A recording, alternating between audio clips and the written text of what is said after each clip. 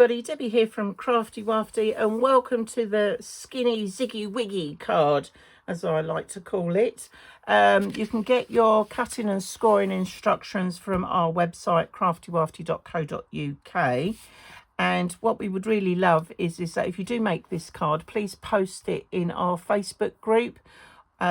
Just search for Craftywafty, because we'd really love to see your take on this card and your decoration. But here we are.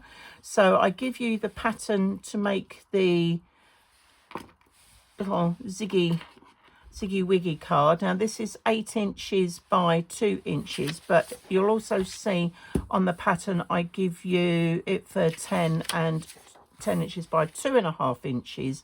And the reason for that is that on the slightly larger card you can easily fit 2 inch by 2 inch photos on there if you wanted. You just sort of add that on top of the patterned paper. But here we are, so fairly straightforward, nothing too complicated, looks quite effective.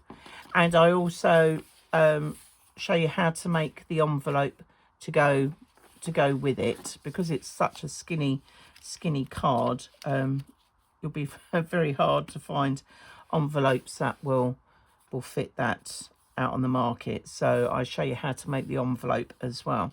But there we go. Right, so yes, got my cutting and scoring instructions. Now obviously on the pattern I've given you 2 sizes, okay, and I'm going to be making the 8 inch by 2 inch, but the process is exactly the same for the 10 by 2.25. Okay, so I've already pre-cut my card at 8 inch by 8 inch, and just on one side of the 8 inch square I'm going to score down at 2 inches, 4 inches and 6 inches. Okay, so there are strips of card. Right, let's just pop that out of the way. And then I'm going to bring in my ruler and my pencil. Okay, so what I'm going to do is I'm going to turn it onto its side, so I've got the score lines going across like so. Okay, and what I need to do is come down. I'm sort of working backwards a little bit, but whichever way you find it easier. I'm just going to put a pencil line from the first score line to the second score line at, actually let's get it right, Deb, 2 inches. 2 inches down from that side. Okay, all right, so ignore that first one because we're going to cut these bits out. Then coming down from the right hand side, I've got to come down 4 inches. So that's fairly easy to measure on this because it's a 4-inch ruler. So let's just do that. And that's now coming from not the first, not the second, but the, oh yeah, it's the second score line to the third is what I meant to say, to the third, like so. And then the last one, we can come up by 2 inches from this side, or you could come down 6 inches. So in effect you're making steps on here, and so we're just going from the last score line down like so. So you end up with that step bit coming down. And now what we're going to do is we're now going to cut that. So I'm just going to get my scissors, and if you're really clever with your cutting, in effect you could make yourself another little card out of what's left over. So you get 2 cards for the price of one. Now, well, you can cut it with the scissors or you can cut it out with a craft knife, whichever is easiest for you. Okay, and I'm just cutting up to the score line, cut along that score line like so. I'm just going to turn that round. This is the line that I want. Like so. And I'm just going to come in and cut down this score line here. It's a little bit hard to see the score lines, but what you could do if you find it difficult to see them is just put some little pencil marks in them so you can see them on the card. Okay, and in effect, as I said, I've sort of created myself a little mini one as well. So I'm just going to get the rubber out. So yeah, so you're almost getting 2 cards for the price of one here. Let's just rub that out. There we go. So yeah, so you could use that for another smaller card if you want. Okay, so I'm just going along that edge, making sure there's no pencil marks showing. I think we're all good to go. Okay. Right, let's just give this a wipe over. Right, now what we're going to do now is we're going to fold back on ourselves, and then I'm going to come back again, and you're literally making that zigzag. And what you want to do is make sure that your score lines are lining up with the back of that. Okay, and now we're just going to, let's just pop that in there. I need to get my bone folder in a minute. Just give those a crease. So we're just giving them a little bit of a, so basically your card will open like so. Or you could fold it round the other way and have it come in back, so you've got this other little one coming at the front. So whichever way you prefer to have your card, you can do that. Right, let's just grab my bone folder. Here we go. So I'm going to have mine going this way, like that. I'll just give those a nice straight, make sure they're nice and straight up against each other, like so. I can still see I've got a couple of little pencil marks on there. Let's just give that another little rub. Okay, I think we're good to go. All right, so there we are, and that is our Skinny Ziggy Wiggy Card base. Okay, like I said, very, very simple, quick and easy. And then it's down to the decoration to make a decision as to how much you want to add to this.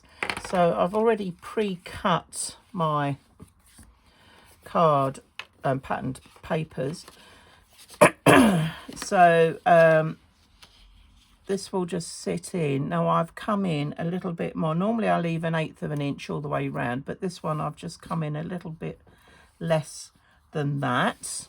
Okay. And the best thing to do is put the back one in first, and then you can follow these ones down as we go. So let's just add these on. And I have gone round and I've, as usual, done my distress ink and my faux stitching on these. Now I'm doing full strips on here. Okay, you could, if you wanted to do the squares, you could do 1 7/8 by 1 7/8 squares going down. You could also, if you do want to put patterned paper on, you could actually maybe add some photos. Okay, so you could put a nice photo of somebody on there. Okay, so perhaps if you was doing the card for Dad, which is what I'm doing this one for, you could put a photo in at the top, and then you could put other photos going all the way down it if that's what you wanted. You can also put in patterned paper on this side as well, so that when it sits you've got it both sides. But I've decided I'm just going to do it the one side. But these are all things that you can do yourself. You can make up your mind what you want to do with the decorating. I'm just giving you the base here, and you can just be as creative as you so wish. Right, okay, now this is directional paper, so we're just going to pop that on there. And what I love about this is it's all words to do with men. So it's got like son, it's got boys on it, loyal, uncle, dad, hero, which I just think is a really lovely bit of paper to have on there for a Father's Day card. You've got almost father on there. Right, okay, so now we're just going to tuck this one in. These are really quite tight on here. If you need to trim back your patterned paper a little bit, then please do so. As I say, with the measurements on there, just always double check them, because with your score lines and stuff like that, your scoreboard can sometimes throw out the measurements a fraction. I like this one, it's got little ties on it, so it's quite sort of generic, this bit, this paper here. Okay, and you can see how quickly it comes up, and it's great for filling and cutting out all your scraps, or using up your scraps with. And then we're just going to put on this final one. Here we go. Okay, like so. I'm just going to flip that over. Again, this is not really got a direction to it, although it's got a pattern, but I want it to go that way. It looks a bit like a jumper, doesn't it? like those sort of jumpers that you get. Okay, right, so let's just straighten that up, Deb, because you're a little bit wonky. Let's bring that down just a fraction. There we go. And I think we're done. So as you can see, it comes together really quickly, and like I said, if you wanted to add another bit of paper either side, you could do, or you might want to leave that to write your message on. That's fine too. Okay, I think they've sort of just tucked those in like that. Right, okay, so now the next thing is I'm going to put wording on, and I'm just going to do a little bit of I've just got a couple of little embellishment bits to add on to here. So I've got, now for this person, I thought I'd do it for like a #1 fan. So we've got like a #1 there, and I found a little thing that's got like a little rugby ball, so I might just sort of tuck those in there. I'm gonna have, don't worry if it goes over, you know, depending on what you've got, as long as it doesn't come across the bottom, and you keep it sort of within that line, then that will work. So I'm just going to add those on. These are, funnily enough, these were bits that were in the paper range that I've just cut out of one of the sheets, so I thought that was quite a good use. I'm going to angle that just that way slightly, and here we are. I'm just going to add this one on, and I'm just going to have that overlapping a little bit. That's just going to come down a fraction, but it's sitting, so it sort of almost goes over the bottom of that square. That's all right, that still sits nicely. Okay, and now I'm just going to do the dad bit. So what I've done is I've cut out dad, right,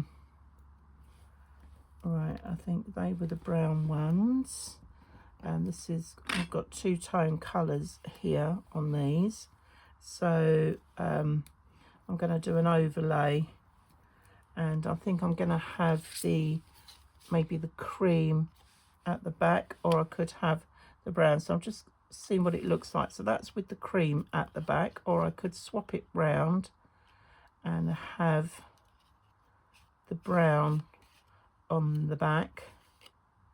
I think I prefer it with the cream at the back, so it's okay. So this is what, you know, if you, some die sets you get actually have you know, like an edge or a background to it, sort of things, but because this doesn't, what I do is I, as you can see, I've cut out the two colours, and by offsetting it gives it a little bit of a shadow, which is what I quite like, that effect. So I'm just going to come in and just need to make sure that when I stick the others that the shadow is going the same way. So we've got a little bit of shadow at the bottom, and the shadow is coming to the right of the letter. So I'll just add a little bit of glue. Okay. I've got a bit showing about the same sort of distance like that. It just gives the letters a little lift. Okay, and then the final one, and because this has got like 3 squares showing, works perfect for the word dad. But you could put son, if you're making this for a friend, you know, because you've got 4, so you could put, I don't know, Jane. I made one of these for my sister. Her name was Zoe, so I used the 3 letters and just did a little bit decoration on the bottom ones. So lots of things that you can do with this. Right, okay, so they're my letters. Here we go, 1, 2, 1, 2, 3, and now we're just going to add them on here. So the D, and then I've got the A and the D. That's going to go on like so, and then I've got the little bit of detail at the bottom like that. Now you can add more bits and pieces to your one. If you like doing a floral one, then you can cut out some flowers and add flowers, you know, whatever you wish. But like I said, it's good for scrap busting, this one. Right, let's just make sure that that is evenly distributed. It looks like it is, and then we'll go with the next one. And we go, get the letter around the right way, Deb. Nearly put the glue on the other side there. Right, okay, and then we're just going to tuck the A, straighten that up a bit. Look at that. There we go. Move that over a little bit so it's sort of centered in that box, and then the next one coming down. Okay, and we're coming down and doing this one. So again, I'm just making sure that they're all in line with each other and centered to the space as well. Move you over just a fraction. Okay, and that is the basic card done. And so it sort of just stands up. Oh, I've wonked that a little bit. Let's straighten that up quick. Here we go. Need to let that glue dry. Still a little bit wonky. Let's move you. There you go. All right, so I'm just going to let that stand there to dry. Now, because it's a really slim, very slim card, we need to make our envelope. Okay, so for the envelope, I've just got a bit, actually, I mean, you could use pattern coloured card or anything like that. Let me just grab my bigger scoreboard. But yes, you could use coloured paper. You could make it out of a thinner card stock. I've just got some A4 paper, like photocopying paper is all I'm using for this. At the end of the day, the envelope's just going to get ripped away. So, but you can use anything else that you so wish. So on our measurements here, we've got 5.5 by 9.5, and you're scoring on the 5.5 inch side at 1.5. So I'm just gently going through here because I don't want to pierce the paper, I just want to fold it. And then we've got 4 inches. Okay, so we're just going to bring that down. Okay, and then if you turn it round, you're then going to score it at 1/2 inch coming down, and 8 3/4. Oh, come on. There we go. All right, so you've got 1/2 inch on this side, 3/4 of an inch that side. Okay, so that's what we're after. Let's just pop this out the way. Okay, now with the card, we're just going to see here, you're going to see that's just going to fit in, and it gives us a little bit of space either side. Okay, so when you come to overlap it, then that's gonna help. And the other thing to bear in mind, if you're putting lots of embellishments on here, then you might need to just gently take it over and glue it down in place to compensate for any big embellishments that you might put on your card. All right, but before we get to that stage, so at the bottom here, the 1/2 inch side, what we're going to do is we're going to cut in this center piece here. We're going to do a little mitered corner where we're just going to go to where those crosses are, and we're going to do exactly the same on the other side. Okay, and now on this end bit here, we are going to drop below where the score line is and just give ourselves a little slant, not a huge slant, just a little slant. And I'm just going to come in and do the same like so. Okay, so that when we fold this over, when we fold it over onto the bubble like so, let's just give this a good fold. There we go. I'll just fold that one in there. We've got a nice sort of neat finish. Now you can finish it off with either having the tab on the outside if you so wish, or you could have it tucked in on the inside, but it just gives the envelope just a little bit of detail, not a lot, but just a little. Okay, and then the top bit, we're going to do exactly the same. We're going to come down. Oh, I can see I've not folded that quite on that edge. Let's just give that a, here we go. I think that's almost there. All right, just make sure that that's nice and straight at the top. That's better. Right, okay. And I'm going to turn it around and we're going to do exactly the same. So I'm just going to take that to the point, take that to the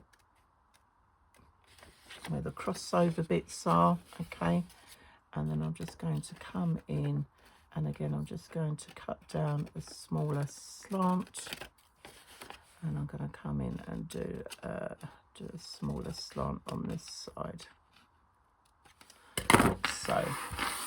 Okay, all right, so what we're going to do is we're going to add a little bit of glue at the bottom. So I'm going to do mine with the tabs on the outside. So I'm just going to fold those over. I'm going to add a little bit of glue here, and we're just going to stick these down along with the side bit as well. So let's just run a little bit of glue. Now, as I was saying, if you've got lots of embellishments on your card, then when you come to do this bit, just tuck your card in there ready, drop that down, and then you can fold that over, so it just gives a little bit of allowance for that, like so. Okay, so we've got that tucked in, and then this bottom tab here is just going to, this is a 1/2 inch tab, is just going to come up. Here we go. And we're just going to tuck that up on the outside. Okay. And that is the base of our envelope done. Okay. And then all we do is just fold that over, put glue on that, fold that down, and that is your envelope made, ready for your card. Let's just give that a good version. So fairly straightforward, quick and easy, nothing too complicated there. But as you can see, I've got lots of sort of space for the card to move around in. When we overlapped it, we knew that that was going to work because of the embellishments and everything. And there we go. And then we can just put our message on there and send off our card. And that is us done. But as I said, I've done a bigger pattern here as well, but you do exactly the same. This is for 10 inch by 2.5 inch, because I thought just in case you wanted to add actual proper photos, like 2x2 photos on your panel, then you can actually put the panel patterned paper in the background, and then you can still add a 2x2 inch photo. That's why I've done the size slightly bigger. But if you wanted a slightly smaller one, then you've got this bit left over, which you can obviously use and make a smaller card. And again, what you would need for this is, instead of using the panel 1s on this first one, you would go with panel 2, 3 and 4, and that will give you the decorative pieces for that. And you'll just need to cut down your envelope on the 9.5 inch side. So you'll just need to trim that down to be able to do that. But there we are. And that is us done. So thank you so much for watching. Please do keep a lookout for all our Crafty Wafty alongs on Facebook. And also, you know, please do give us a like and a subscribe on our YouTube channel. It really helps us build our community on both these platforms that we use. And yeah, we look forward to seeing you again soon. Take care. Bye.